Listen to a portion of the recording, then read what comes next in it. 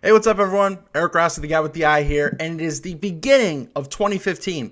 So heading into 2015, there's already exciting news that kind of ended the year and started the year. Now, I sat on this a little bit just to see, how things were going to play out and how things were, but I predicted that there's going to be and so did a lot of the people in the industry, that there was going to be huge megapixel cameras coming out. There's a big push for you. I'm going to run down a couple that are already out. The big things, the players of 2014 that showed this, but Canon, Nikon, Sony, etc., they're going to put out big cameras. Well, guess what?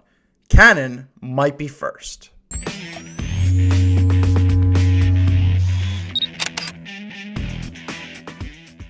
So you get down to your main brands, and you've seen that even some of the other brands already have high megapixel cameras, and typically most of them are medium format, like the Hasselblads, and everything in that kind of nature. So one of the things that you hear now is of the Canon 3D, the Canon 5D Mark IV, and that's just been a bunch of rumors, and technically it still is until it's officially confirmed. But this thing is now being plastered all over the internet. Not necessarily a picture of it, but all the specs and everything that this is going to have. This happened with the Nikon D4S, a little while ago, where it kind of leaked out like all through Nikon rumors and things weren't fully confirmed, but all the specs and everything were correct. So I kind of just want to talk about it, see what, just give my thoughts about this, how the industry's already laid out for big megapixel cameras, and to see what you guys or girls, it's just a good talking point. I don't care if it's just a rumor or not, it's not fully official, it's a good talking point. So I want to know what you have to think down below in the comments. So let's kind of start off with this before we run into kind of what we may know about this new Canon camera that will probably come out towards the end of the first quarter, second quarter of 2015. So you go to the big boy, which is about almost $7,000, in the market. That's the Canon EOS 1DX. It's got your 18 megapixels. This thing's the sports camera, high frames per second. You get 12 frames per second, etc. This is the top brand for Canon right now. Nikon, you have your D4S, but it's obviously we're concentrating more on the Canon side of things. So this is top of the line right now. And it's just important to keep in mind the price points that these things are, because, what will the price of this new thing, determine? So you have the 1DX, it's great, does your videos and everything like that. But one of the first cameras to include, its 4K capabilities, Canon put this into the 1DC. Now this has been pretty much like back ordered and recalled because I think they're working on something else. But once again, this is very, very similar to the 1DX in regards to things, but it's cinema version, which allows, and especially you see right here, for that 4K capability. So this is one of the main DSLRs to really start kind of including this. And will this play a factor, for this camera? And this camera is about $10,000, $9,000, $10,000, if you were to buy it new just a little while ago. So keep that in mind as well. That's pretty pricey, but 2015 is going to be the year of 4K resolution. Even though not a lot of us can edit it, it's just starting to get into a lot of the computers and everything.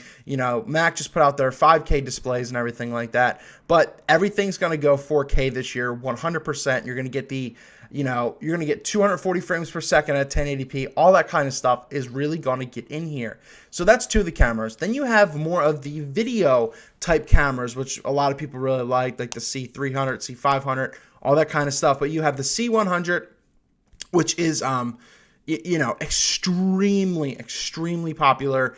And this thing, I'm just kind of giving you the roundabouts of everything like that. This has the dual pixel like the 7D Mark II does, well, vice versa. But this only has 8 megapixels, but essentially it's way better than that. So, we're getting the line of the cinema cameras right here, but what supersedes that? What cameras are already out that this new camera can compete on? And one of the big cameras of the year was the Pentax 645D, and I covered that in this video. It's a medium format digital 40 megapixel camera. And that's a key thing because this new Canon camera is assumed to be 50 to 52 million pixels, so 52 megapixels. That is insanely large. And I think it's because of things like that, of what Pentax is doing. All these other camera companies are trying to come together to push the industry along to a certain extent. Now, do you need all these megapixels?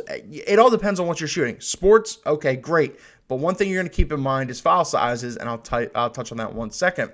But then you obviously have the really big ones where you're getting to your Hasselblads with, your 200 megapixels, and you go a little bit older. Well, that was a little older. Then you go a little bit to your 50 megapixels, but you're mortgaging your 2 front arms, a car, a house, 20-some thousand, $30,000. And there's newer ones for a lot more money. Phases. All of this just to kind of show you the range of what this camera is trying to accomplish. I think it's going to try to bridge its gap between just being a DSLR into a medium format style. And the one big, and I don't want to say controversy because it wasn't controversy, was the Nikon D810 or the D800, the D800E. When that came out, this was what, 35.7 megapixels or something? 36 megapixels. And, and I didn't like that for the way I shoot, especially weddings and events, because the file sizes are huge. I don't want to worry about the buffering time and all the space that it needs to take up. Because if you're taking, hundreds to thousands of photos, it's totally obnoxious when, my D700 does 12 megapixels, handles low light, one of the best, out there type of thing. That's one thing you have to keep in mind. It's your shooting style. The D810, I feel, it's not for the weddings. It's not for the events. It can be for a sports, even though the frames per second wasn't where people wanted it. But it can also be for studio portrait work, hensing the use of medium format to get the details of portraiture. And so you're going to look into the Canon 3D 5D Mark IV, or whatever they're going to call it. And that's going to be the next camera. That's, semi-unconfirmed, but that's essentially what's going to be. It's going to have the same dual pixel focusing, so that's going to be great. But the pictures you see right here aren't accurate because it's going to be in, for example, the bigger body cameras like the 1DX, like the 1DC. So it's going to be pretty exciting. I think this will have a lot of things in it. I think this will have your...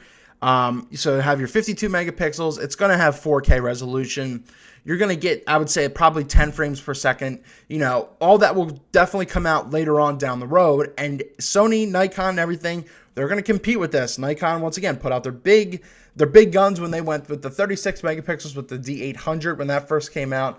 But now, someone's going to have to step up next to Canon when this thing fully comes out, kind of I don't know, probably second quarter of this year, of 2015, to do something. So, who the hell is this camera for?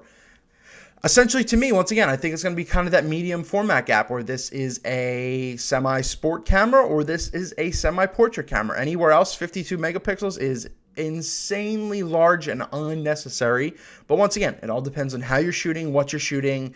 But what are your thoughts down below? What do you think that this camera will have, and especially its price point? So let's kind of go back over the over the gamut here. This is like $6,800 for the 1DX. The 1DC was around $10,000. Even there, so this is around $5,500. It's just B&H's special at the time of this video. So you're around $6,000 for that. This Pentax, I think that the Pentax is a really good starting ground for what things are going to be charged, because even the Canon 5D Mark III's, over $3,000 in the US type of thing. So this thing is going to be more expensive than the Mark III, I feel. I think, I'd say $3,800 to $4,100 might be a good starting point. But if it supersedes, $5,000 to $6,000, I'm not shocked. Will I be in the market? Hell no. But I think that is a good starting point. So, you know what? Let's just, be safe to say $4,500 to $5,000 for a newer Canon camera with 52 megapixels. We don't know fully, but when it comes out, I really want to talk about that more in depth. But, rumors have been confirmed pretty much. Something big is going to happen soon. When it does, we can get obviously way more into details. And when that thing becomes available to test, I will get my hands on it. I will be excited to do that, just to feel and see and how this thing will react. But what are your thoughts? Please let me know down in the comments below. Once again, keep in mind, what price do you think it is? What don't you want to see in a big megapixel camera? And it doesn't just have to be Canon. It's whatever your favorite brand is. Olympus, Pentax, Sony, Nikon. What do you want to see in an upcoming camera? Let me know down below. Eric Rossi, the guy with the eye. Canon 3D 5D Mark III. Woohoo. We shall see. Everyone have a good one. Thanks for watching.